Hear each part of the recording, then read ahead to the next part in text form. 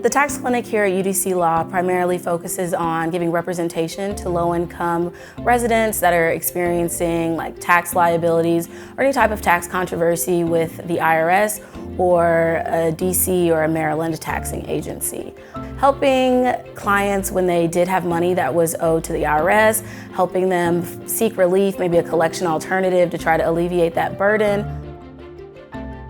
Because we're usually working with the IRS or the Maryland Comptroller, a lot of people have a certain fear when they hear that. So if they get a letter in the mail, they're just like, well, they may not want to deal with it or they don't know how to. But for us, we kind of help them out with that. So we're asking them questions, we're making sure we have their documents, and then we're the ones researching and then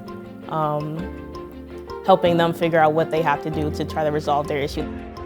We had a client that was denied a type of relief from a tax liability, and so we appealed and we won the appeal. And it was really excellent just to see the difference that made in her life. Personally, it felt amazing to just help clients who would have gone without representation, without having gotten in contact with her, with our clinic.